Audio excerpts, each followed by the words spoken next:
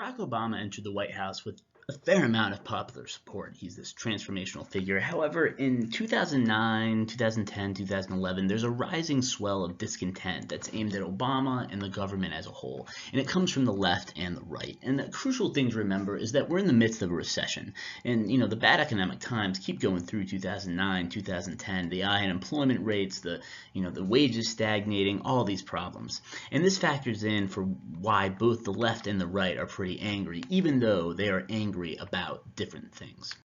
Let's start with the anger on the left. Now, a lot of this isn't so much at the government as it is about Wall Street and the financial institutions. I mean, there's a general sense, particularly on the left, that corporate greed just took down the whole economy. A bunch of people looking for short-term gain tanked everything.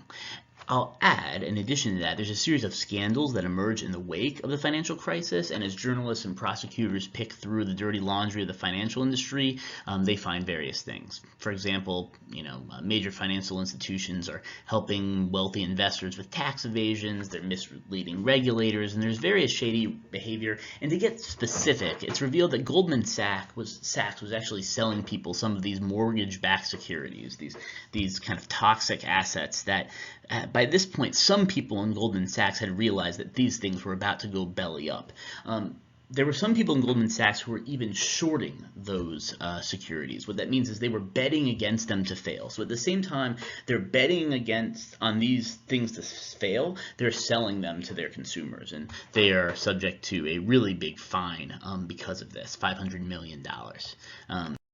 Additionally, another story that didn't have to do directly with a financial crisis, but it was just an example of this ultimate Wall Street greed, was this guy named Bernie Madoff, and he's basically a scam artist who invested people's money, collecting billions of dollars, and he would send them fraudulent earnings reports about how well they were doing. It turns out he was just pocketing everything, and he had the perfect name for a corporate villain here, and he made off with their money. Get it? Right? Yeah. So anyway, he became the ultimate symbol of how this untrustworthy Wall Street was, and angered a lot of people on the left.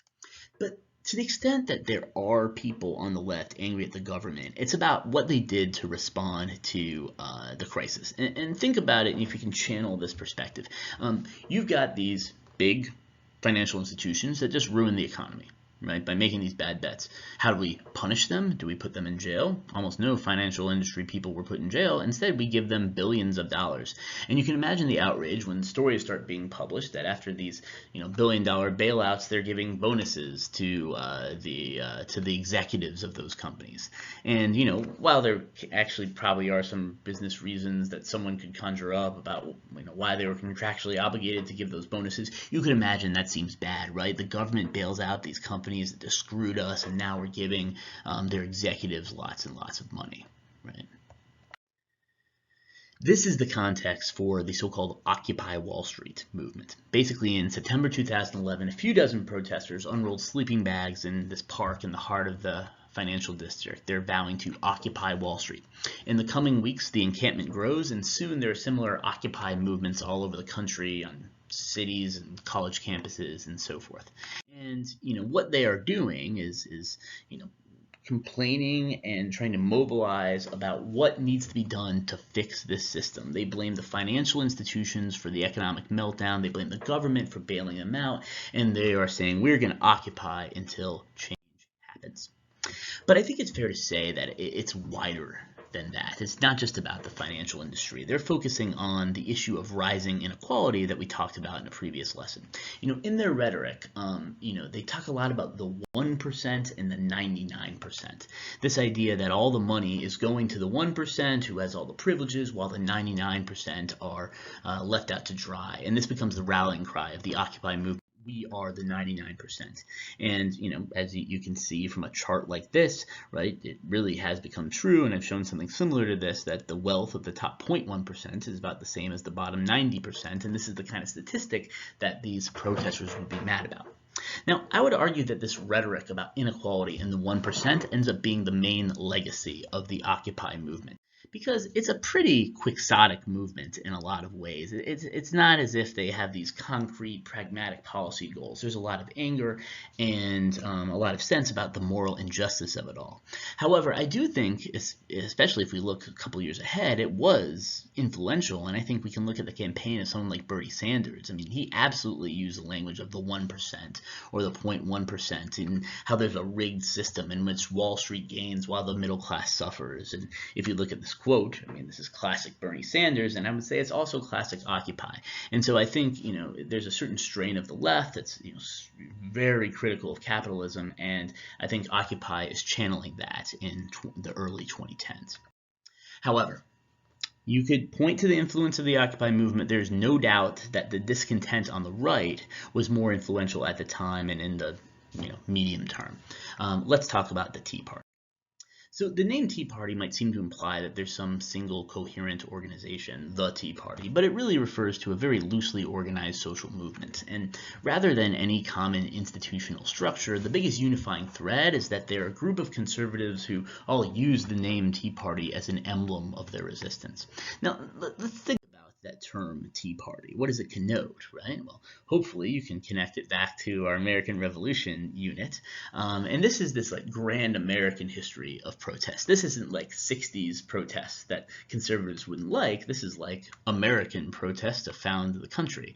And remember, it's the protest against a big overbearing government. Now, history teacher in me points out that Boston Tea Party isn't really about taxes. It's about a government-enforced monopoly of the British East India Company tea, but that's not really the point. It's this prominent symbol of we don't want the government to tread on me, this famous Tea Party symbol of the snake, don't tread on me. The idea is if you step on the thing that's below you, right, the people who are below you, they'll snap at you like a snake.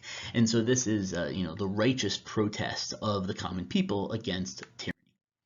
And not surprisingly, related to what I've said, I'll call the ideology that is being expressed here libertarian conservatism. That is the kind of conservatism that is especially interested in getting government out of the economic sphere. And in this regard, consider this sign at one of the Tea Party rallies: "I'll keep my guns and my freedom and my money. You can keep the change."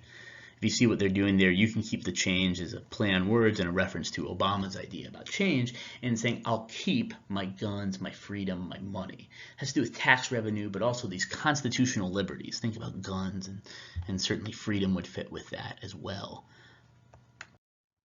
I will also say that in fiscal terms, speaking of keep my money, one of the big focuses of the Tea Party movement is on taxing and crucially spending. With all this money being spent on the bailouts and the stimulus, it seemed like an example of this irresponsible government spending that had gotten out of control.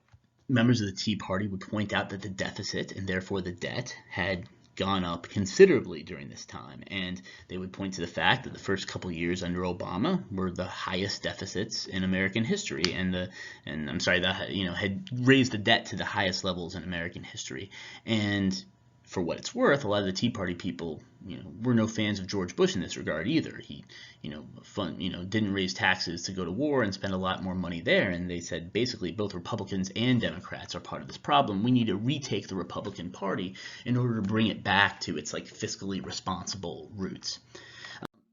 What I'll say is a lot of times if you listen to the Tea Party, they talk about the march of socialism. And in this regard, the Obamacare thing was a big galvanizing issue, right? An example of socialized medicine where the government is taking over.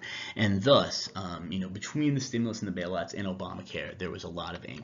I'll also say that there is a sort of the birther strain in this idea that Obama was really born in Kenya, and there's that kind of identity-based strain that I actually do think is important too, but I won't delve into it too much.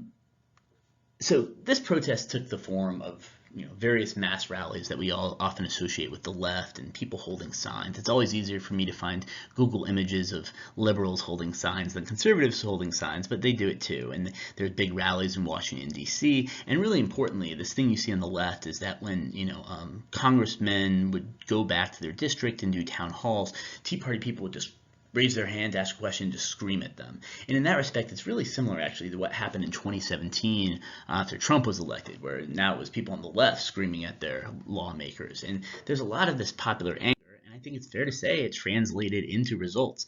The Republicans gained 61 seats in the House, 5 seats in the Senate. They're able to take over the majority and make a big dent in the Senate. And a big part of this is the pundits at the time talk about these Tea Party voters who are stepping in and tipping the scales. I'll also add that it's not just happening at the national level; it's happening at the local level. And by 2016, the Republicans are controlling most state legislatures, most governorships. In many ways, they gained a lot of power. And as a result, the last several years of the Obama administration is Obama the president, but a lot of the other parts of America are run by Republicans, and we have a lot of gridlock. Thus, this gets us to, a major source of discontent in the early 2010s, and we have, anger on both sides of the political aisle.